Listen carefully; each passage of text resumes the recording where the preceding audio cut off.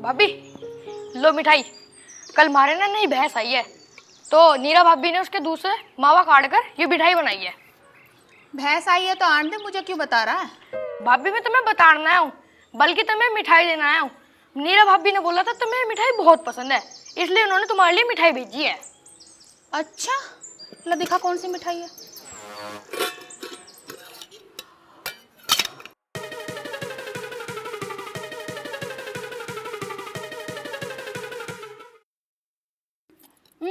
तू एक काम कर, ये डिब्बा ना मेरे धोरे छोड़ दा।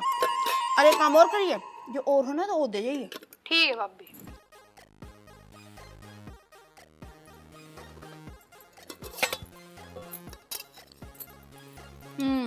भैंस आई है, पता ना सारी चीजों का दिखावा मेरे सामने क्यों करे है।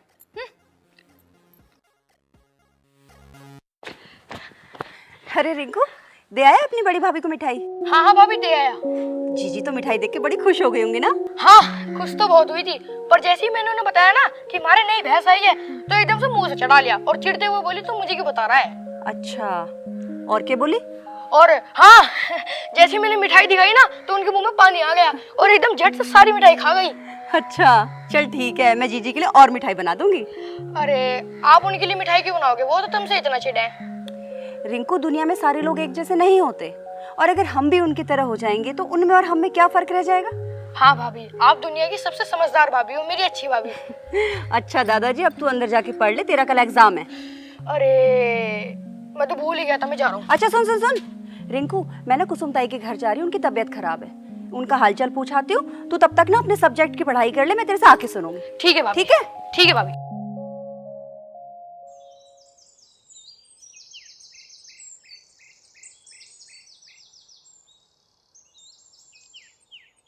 काजल, यू क्या कर रही तू? रुक काजल, रुक जा। काजल रुक। काजल, ये क्या कर रही है तू? क्या कर रही है? हाँ? क्या क्या करने चली है तू? तेरा दिमाग खराब हो गया है?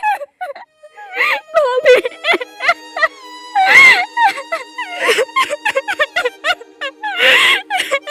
काजल, काजल चुप हो जा। काजल चुप हो। भाभी आप मुझे मर जाने दो। काजल, मैंने कहा ना चुप हो, बिल्कुल चुप। ये क्या कर रही थी तू? काजल, ऐसा करने से पहले तन्ने एक बार भी अपने माँ बाप के बारे में नहीं सोचा? कितनी मेहनत और त्याग से पाले जा रहे हैं बालक। अगर किसी का बालक ऐसे आत्महत्या कर ले ना, तो उसके माँ बाप जीते जी मर जाएं। और तू बिना कुछ सोचे समझे आत्महत्या करने चली थी, क्यों?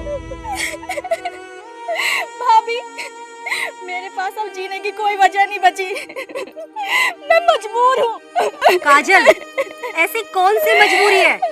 कोई भी मजबूरी जिंदगी से बड़ी नहीं होती काजल।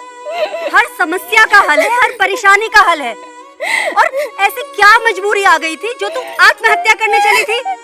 भाभी मैं एक लड़के से प्यार करूं,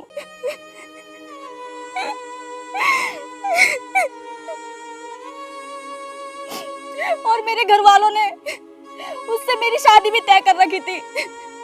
लेकिन भाभी अब उसकी सरकारी नौकरी लग गई और वो मुझसे शादी करने को मना कर रहा है।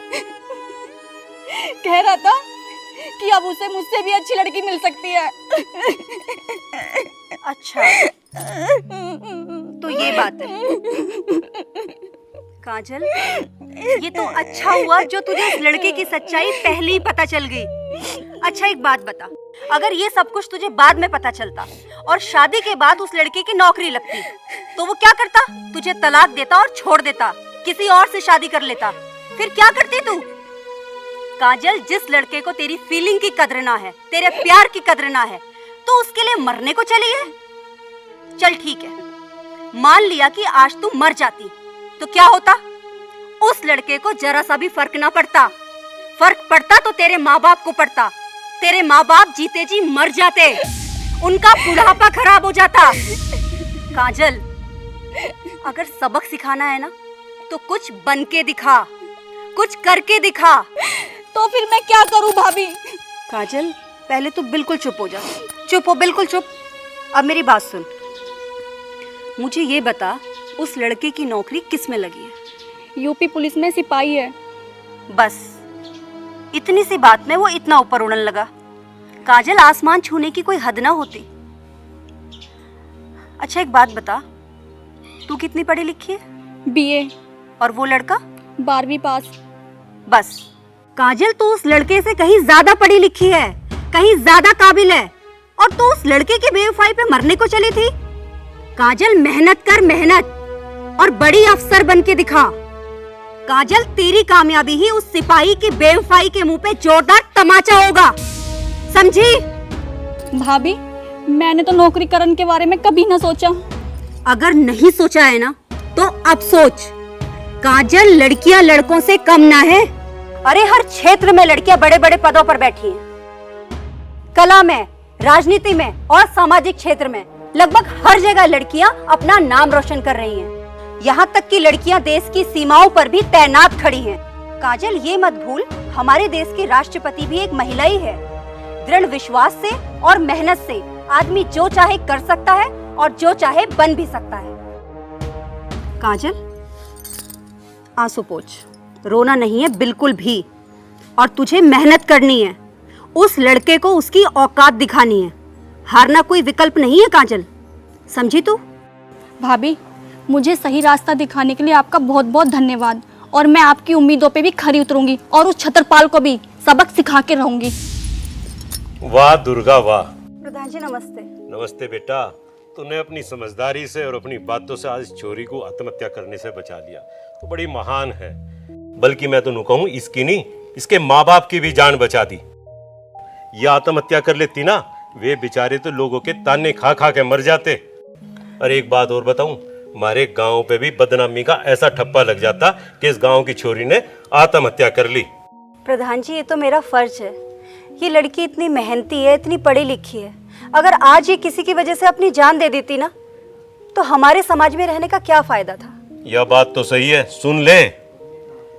वो तो अच्छा हुआ प्रधान जी कि मैं टाइम रहते यहाँ पहुँच गई, ना तो आज अनर्थ ही हो जाता। बेटा, अब इसे कौन क्या समझावे, आत्मघाती सो महापापी। अरे बड़ी मुश्किल से मिले है यो मनुष्य जीवन, समझ गई? अरे अगर कुछ रुकावट आ गई थी, निराशा आ गई थी, कोई बात हो गई थी, तो नई राह ले लें, जीवन का अंत नहीं क्या करते। आज दुर्गा ने जो कुछ कहा ना, इसे समझ और कुछ बन के दिखा, समझ गई? ले ओढ़ अपनी चुन्नी को।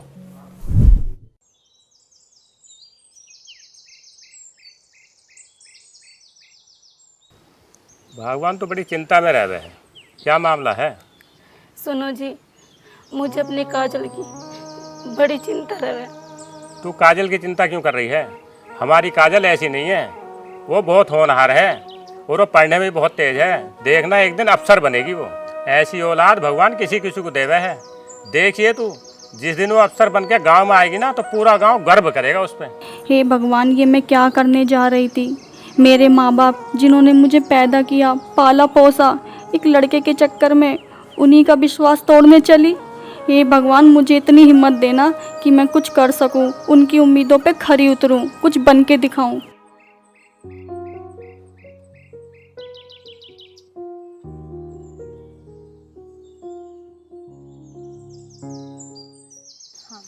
हाँ बालक नन्हे, बढ़िया मौज चल रही है? हाँ बेबी। हाँ सही है।